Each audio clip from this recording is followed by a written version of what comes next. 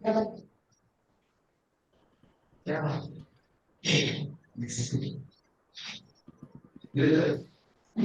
Name क्या होता है? नेम एक एट्रीब्यूट होता है आपके एचटीएमएल का, जो कि फॉर्म सबमिशन के टाइम पे एज अ की आपकी वैल्यू को लेके जाता है।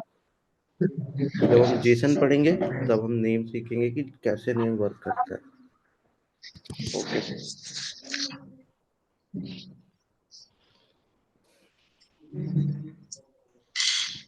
तो फाइन, ये हमारा पेज था। ठीक है, तो हम करेंगे डॉक्यूमेंट।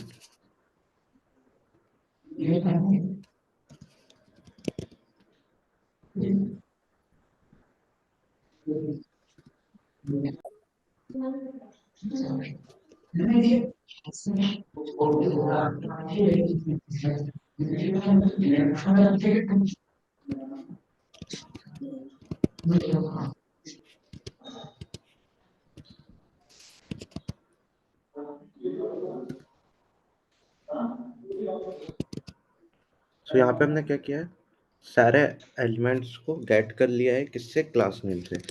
जब आप कोड पे देखोगे तो यहाँ पे सभी की क्लास सेम है। ठीक है, अब जब हम आईडी के बिहाफ पे करते हैं तो सिर्फ हमें एक ही एलिमेंट रिटर्न होता है, बट क्लास के बिहाफ पे करते हैं तो वो एरेज ऑफ एलिमेंट बन जाता है। ठीक है, अब लूप पढ़ा है आप सभी ने? Yes sir. No sir. Sir okay fine, ठीक है। तो अभी दिखाता हूँ मैं लूप कैसे वर्क करता है। ठीक है,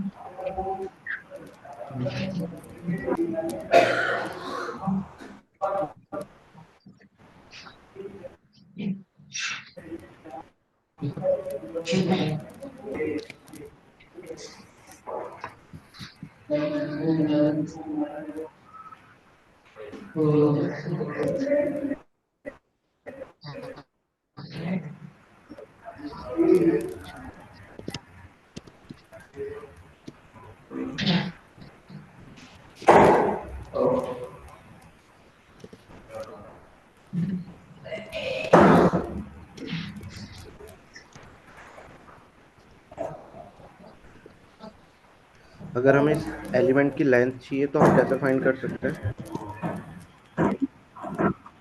क्लासेस डॉट लेंथ एक मेथड होती है जिससे हमें लेंथ पता चल जाएगी उसकी। इसने हमें लेंथ ला के दे दी है, जितने भी हमारे HTML क्लासेस थी सभी के भी। यहाँ पे आप आके देखोगे कोड लेवल पे, सो यहाँ पे हमारे पास 4 एलिमेंट्स है। इन्होंने उन्हीं 4 एलिमेंट्स की हमें यहाँ पे लेंथ ला के दे दी है। ठीक है, अब हम क्या करेंगे, इस एरे ऑफ एलिमेंट के बिहाफ पे हम इसे इटरेट करेंगे और चीज़ों को चेंज करेंगे।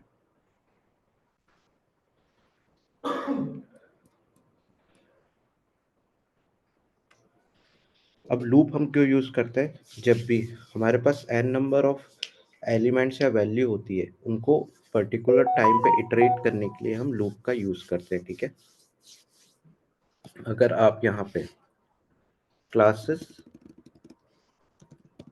0 करोगे तो फर्स्ट एलिमेंट आ जाएगा डॉट इनर HTML।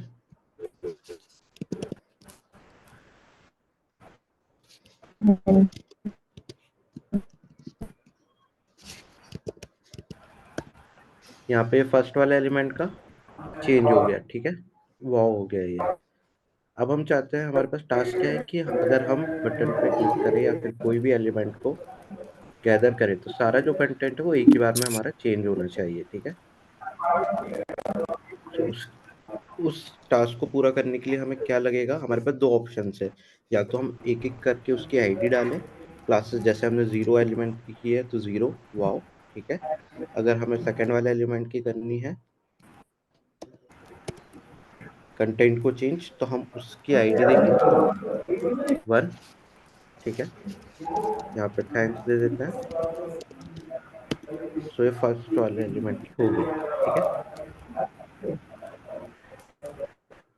देन अगर हमें इटरेशन करनी है, अब हम क्या चाहते हैं कि अगर हम एक ही बार लूप चलाएं और सारी वैल्यूज चेंज हो जाए। ठीक है, सो हम उसके लिए किसका यूज करेंगे, एक लूप का यूज करेंगे जो कि कहाँ तक चलेगा, एरे की लेंथ तक चलेगा। सो यहाँ पे हम लिखेंगे फॉर इटरेटर का यूज करेंगे, for where i is equal to 0। Array कहाँ से स्टार्ट होता है, कौन सी इंडेक्स स्ट्रिंग से आपका, 0 से। 0 इंडेक्स स्ट्रिंग से स्टार्ट होता है, इसलिए हमने आई की वैल्यू क्या रखी है, ठीक है। इसके बाद हम लिखेंगे क्लासेस डॉट लेंथ,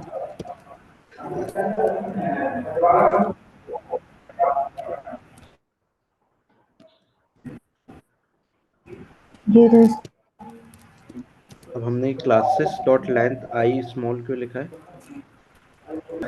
क्योंकि लेंथ हमारे पास 4 आ रही है और जो हमारी इंडेक्सिंग स्टार्ट होती है वो 0 से होती है, ठीक है।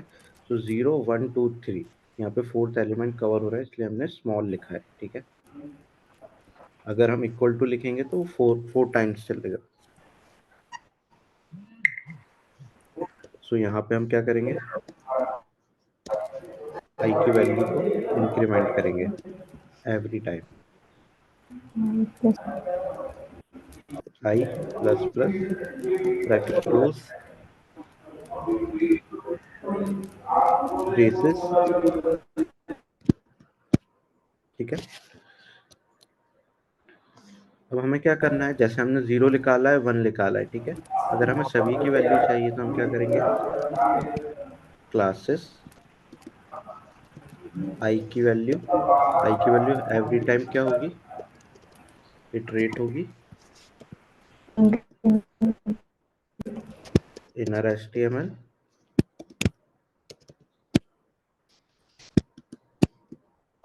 हम इसको यहाँ पे क्लोज कर देंगे।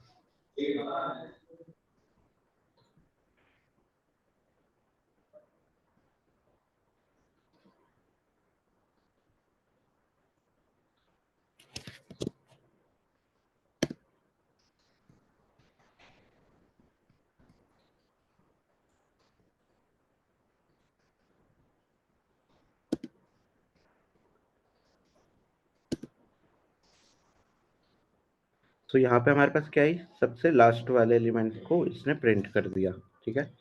अगर हम यहाँ पे कंसोल डॉट लॉग लगाएंगे,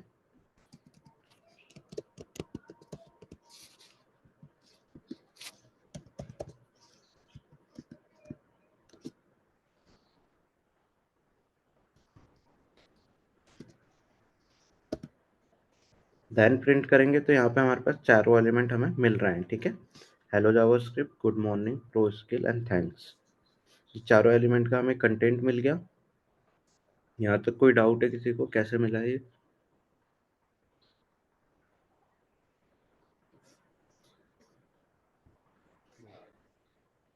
एनीवन?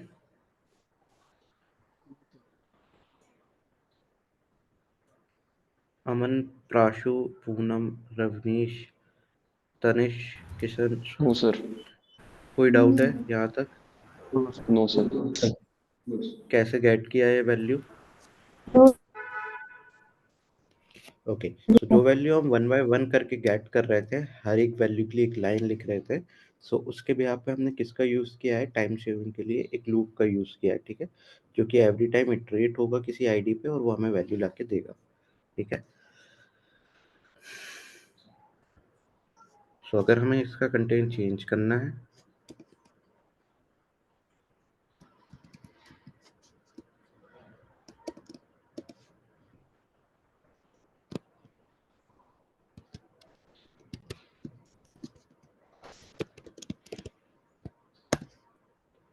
सो हमने क्या किया, यहाँ पे सभी का कंटेंट एक ही बार में चेंज कर दिया, ठीक है। नाइस नाइस नाइस, ठीक है। सो जैसे कि मैंने प्रीवियस क्लास में बताया था कि आईडी और क्लासेस में क्या डिफरेंस रहता है, तो आईडी के भी आईडी हमेशा एक ही कंटेंट को ट्रिगर करती है, ओके। एंड कंटेंट क्लासेस में सर, मल्टीपल वैल्यूज को चेंज कर सकते हैं एक ही मेथड से। सर यदि कंटेंट चेंज करना हो सभी क्लास का डिफरेंट डिफरेंट। सो आपको सभी क्लासेस गेट करनी पड़ेगी, देन उनका कंटेंट चेंज करना पड़ेगा। ओके सो अगर एक आपके साथ कोड नहीं में होगा नीड क्या? है, नहीं, जो क्लास आपकी सिमिलर रहेगी सिर्फ उनका ही कंटेंट चेंज होगा। Okay sir. और अगर आपको सभी क्लासेस का चेंज करना है तो आप विंडो ऑब्जेक्ट का यूज कर सकते हो। ओके सर नेम के बिहार पे भी चेंज नहीं कर सकते? नेम के भी आप पे भी चेंज कर सकते हैं, बट वो बेस्ट वे नहीं रहता है। क्लासेस को आपको इसलिए ही दिया गया है कि आप मल्टीपल टाइम उनका यूज करें और अपने कंटेंट को डिफरेंशिएट करें। सो जिस तरीके से हर एक एट्रीब्यूट का अपना एक अलग रोल रहता है, उसी तरीके से क्लास का एक रोल है कि आप उससे डॉम मैनिपुलेट कर सकते हो। एंड नेम का क्या रोल है कि आप जब भी डेटा ट्रैवर्स करोगे one place to another, so as a key and value वो आपके डेटा को लेके जाएगी। एंड सर डायरेक्टली टैग को कैसे चेंज करेंगे? व्हाट? टैग को कैसे चेंज करेंगे? टैग को चेंज करने के लिए आपको अपेंड करना पड़ता है या फिर अपडेट करना पड़ता है डिफ के रिगार्डिंग। पहले आपको आपके एक टैग को डिफ के अंदर रैप करना पड़ता है, देन उस डिफ को पूरा के पूरा चेंज करना पड़ता है। ठीक है, तो वो भी हम देखेंगे, वो हम कैसे ओके करेंगे। सर। जैसे हम h1 को अगर हमें पी टैग बनाना है या फिर और कुछ करना है, ठीक है, या फिर उसे एक इमेज टैग बनाना है, तो हम वो भी करेंगे। ठीक है, सो यहाँ ओके तक सर। क्लियर हुआ कि हम एक बार में कैसे कर सकते हैं। सर बेसिक लूप क्लियर नहीं है अभी। ओके, लूप में क्या प्रॉब्लम है? अच्छा, आपका मतलब टॉपिक कवर नहीं हुआ है अभी। Yes sir. ओके, ठीक है। बेसिकली मैं लूप समझा देता हूँ आपको कैसे वर्क करता है। Yes sir.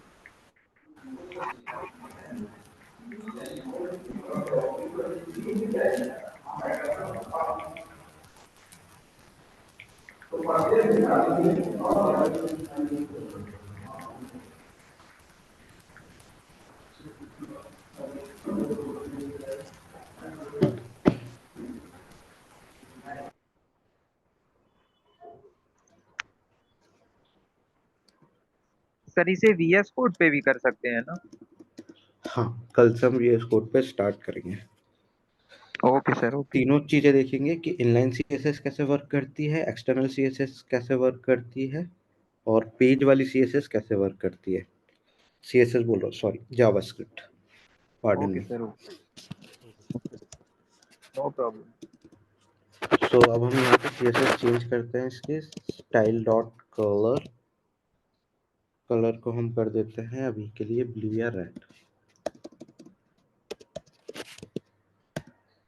यहाँ पे आप देखो सभी का कलर हो गया है ब्लू या ब्लू। सर तो हमने एक ही फंक्शन से क्या किया है, सभी की स्टाइल्स में चेंजेस कर दिया। तो यहाँ पे आप क्या देख रहे हो कि हम स्टाइल्स में भी चेंज कर सकते हैं।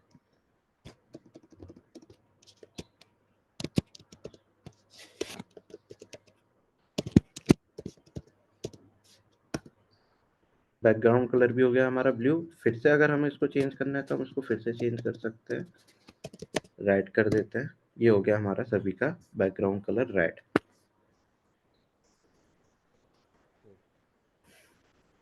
यहाँ तक डाउट है किसी को? स्टाइल कैसे चेंज हुई है? No sir. No sir. No sir. ठीक है, सो अब आपको देखना है लूप क्या होता है। ठीक है, सो लूप हम बेसिकली क्यों यूज करते हैं Give me a- हम डायग्राम से देखते हैं।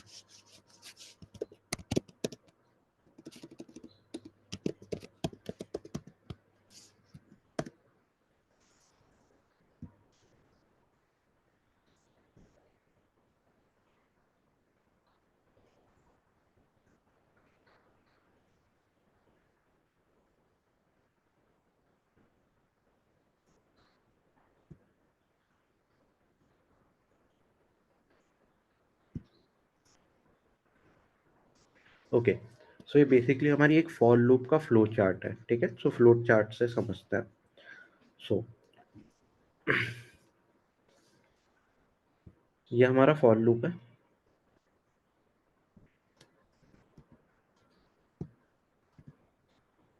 ये हमारा फॉर लूप है। ठीक है, अब फॉर लूप क्या करता है, स्टेटमेंट में क्या, फ्लो चार्ट में क्या है कि एक स्टार्टिंग पॉइंट होता है, देन एक लास्ट पॉइंट होता है।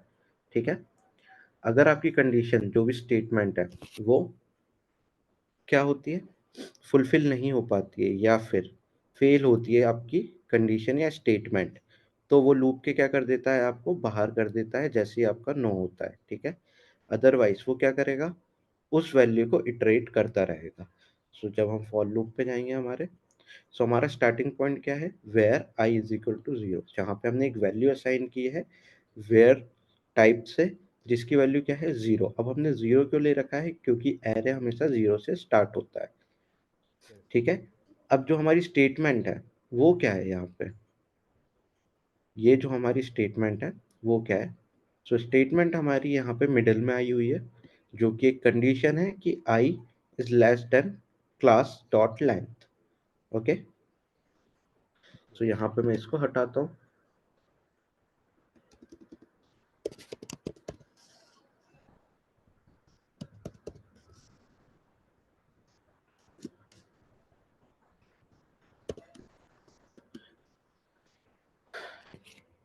यहाँ पे हम, इसने हमें क्या दे दिया, 0 1 2 3। सो ऑटोमेटिकली नंबर क्या हो रहे हैं, इंक्रीज हो रहे हैं। अब ये इंक्रीज किसकी हेल्प से हो रहा है, जो कि हमने थर्ड स्टेटमेंट लिख रखी है हमारे फॉर लूप के अंदर, आई प्लस प्लस, ठीक है। आई प्लस प्लस क्या करता है, एक वेरिएबल से समझेंगे, where is equal to x, sorry where x is equal to, where x is equal to 1, ठीक है, and x plus plus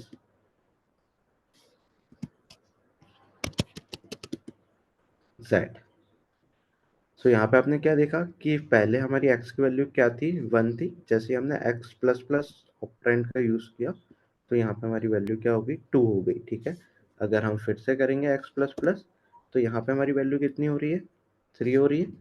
and last time करेंगे तो हमारी वैल्यू क्या हो रही है, 4 हो रही है, ठीक है। तो क्या करता है प्लस प्लस ऑपरेंड हमारी वैल्यू को 1 से इंक्रीमेंट करता है ऑटोमेटिकली, ठीक है।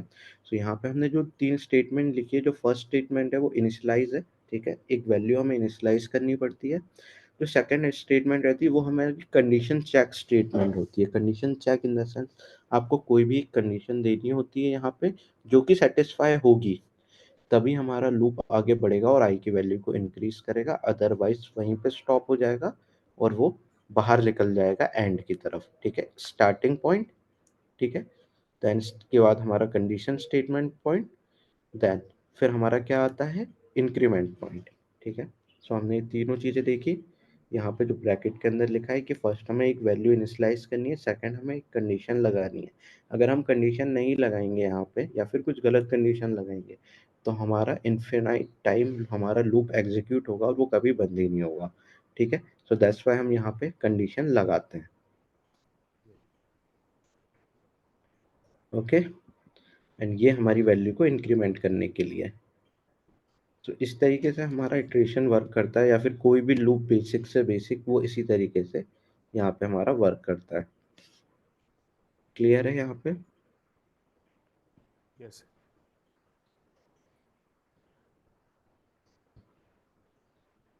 गिव मी,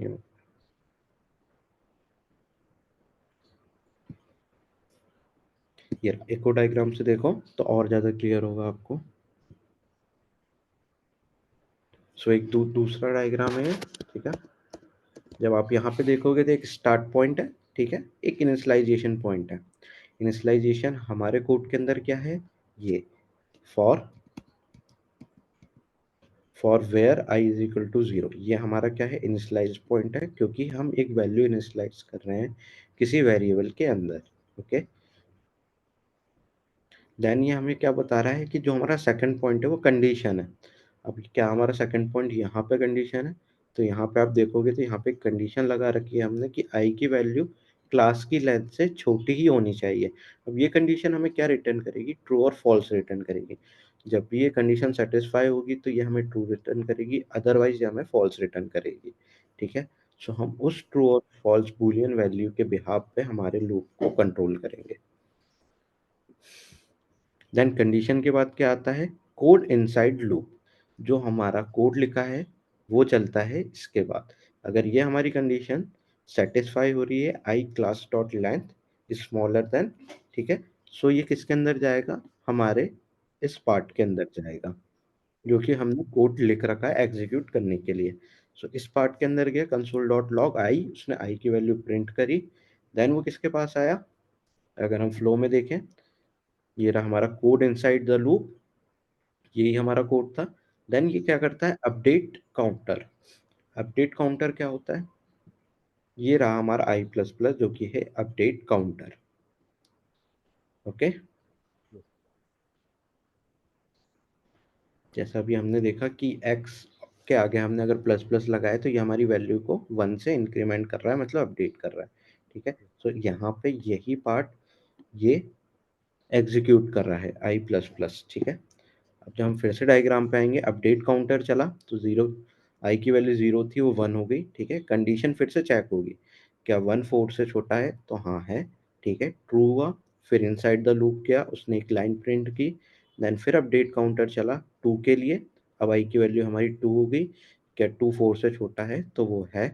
ठीक है, फिर से हमारे लूप के अंदर गया, जो हमने कोड लिख रखा है कंसोल डॉट लॉग उसको रन किया उसने, देन अपडेट काउंटर के पास आया, अब हमारी वैल्यू हो गई 4। ठीक है, सो क्या 4 4 से छोटा है, यहाँ पे हमारी क्या हुई, कंडीशन फॉल्स हुई। ठीक है, जैसे ही हमारी कंडीशन फॉल्स होगी तो ये हमारा लूप स्टॉप हो जाएगा, बाहर हो जाएगा हमारे कंट्रोल के। ठीक है, ट्रू होगी तो कंडीशन कोड के अंदर एग्जीक्यूट करेगा, अदरवाइज फॉल्स में क्या करेगा, वो बाहर आ जाएगा। क्लियर इतना? Yes yes sir. सर। सभी को समझ में आ गया लूप कैसे वर्क करता है? Yes sir. Yes sir. Yes sir. Okay fine, so ये आज आप प्रैक्टिस करो लूप की, इटरेशन की, और जितनी भी क्लासेस हैं उनको चेंज करने की। कल के लिए हमारा टॉपिक रहेगा इवेंट्स। सो हम कल देखेंगे जावास्क्रिप्ट के इवेंट्स को, क्या होते हैं, कैसे हम उसका यूज कर सकते हैं। Okay, so class yes join करने सर। से पहले सभी एक बार गो थ्रू करके आना कि इवेंट्स क्या होते हैं जावास्क्रिप्ट के अंदर, क्यों यूज में आते हैं और किस तरीके से हम उनका यूज कर सकते हैं। सर कंसोल डॉट लॉग का यूज VS कोड में भी कर सकते हैं। हाँ, VS कोड में ही हाँ करते हैं। हाँ। ओके। ठीक है, तो बेसिकली कंसोल डॉट लॉग क्या एक स्टेटमेंट है जो कि आप उसके अंदर बॉडी के अंदर कंसोल डॉट लॉग के अंदर आप जो भी लिखोगे वो एज इट इज आपके कंसोल पे शो होगा। अभी हमारे लिए कंसोल क्या है, हमारा जो ब्राउजर का कंसोल है। Okay, yes. सो यहाँ पे आप जो भी कोड VS कोड के अंदर कंसोल डॉट लॉग और वैल्यू लिखोगे वो हमारे ब्राउजर के कंसोल पे शो होगी। सभी को पता है जावास्क्रिप्ट कैसे रन होती है ब्राउजर पे? लैंग्वेज के बारे में कितनों को पता है, कैसे रन होती है बताओ मुझे, एनीवन? नो मैटर, अगर तुम गलत भी बताओगे तो मैं सिखाऊंगा। ठीक है, सो ट्राई करो। कैसे रन होती है JavaScript without any compiler?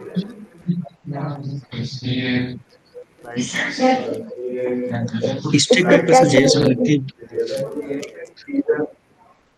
One by one, first Poonam तुम ट्राई करो, कैसे रन होती है? सर स्क्रिप्ट टैग का यूज करके उसके अंदर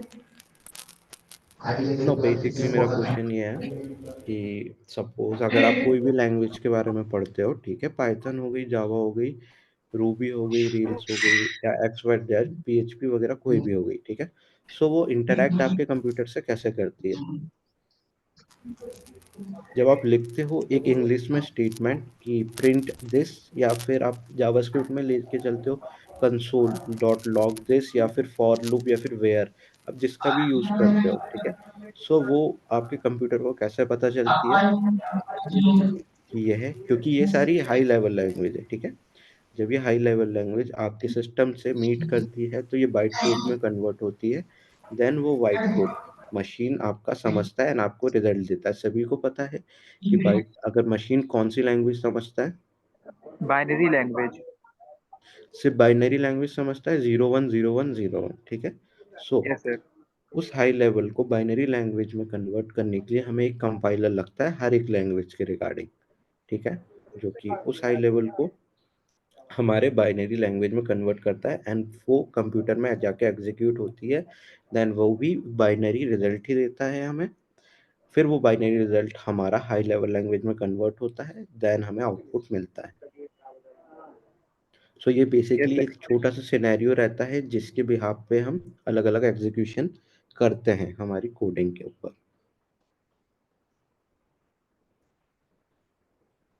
ठीक है, सो उसी तरीके से जावास्क्रिप्ट का भी एक कंपाइलर होता है। तो आज आपके पास टाइम है, आपको पता करना है जावास्क्रिप्ट कैसे रन करती है विदाउट एनी कंपाइलर हमारे ब्राउजर के ऊपर। ठीक है, तो आपको चीज़ें क्लियर होगी जावास्क्रिप्ट कैसे वर्क करती है, क्योंकि इसके आने वाले जो टॉपिक है वहाँ पे आपको थ्रेडिंग समझाई जाएगी कि थ्रेड से आप कैसे चीज़ें को चेंज कर सकते हो, क्या जावास्क्रिप्ट मल्टी थ्रेड है, एसिंक्रोनस कैसे आप बिहेव करती है जावास्क्रिप्ट, ठीक है, क्या होता है एसिंक का वेट, ये सारी चीज़ आपको समझाई जाएगी। तो फर्स्ट बेसिक क्लियर करके चलेंगे यहाँ से हम। ठीक है, तो जावास्क्रिप्ट पढ़ के आना कैसे आपके कंपाइलर के ऊपर चलती है, क्या इसका रीज़न होता है कि आप ब्राउज़र पे जावास्क्रिप्ट को चला सकते हो direct without other other compiler या अदर टेक्नोलॉजी। ठीक है, सो आप कोई भी और लैंग्वेज उठाओगे तो वो नहीं चलेगी आपकी, सिर्फ जावास्क्रिप्ट चलती है आपके कंपाइलर के ऊपर। ठीक है, सो एचटीएमएल भी करोगे तो वो भी नहीं चलेगी, सिर्फ जावास्क्रिप्ट चलेगी। ठीक है, सो ये क्यों चलती है, क्या होता है इसका रीज़न, ये आपको पता करना है। And the second one is आपको इवेंट्स पता करने हैं जावास्क्रिप्ट के। ठीक है, कौन कौन से होते हैं और क्या क्या उनका यूज़ होता है। यस पूनम। सर ये जो compiler yes yes Poonam. Compiler हाँ, कंपाइलर का मीन्स क्या होता है, मतलब मैं समझ नहीं पा रही।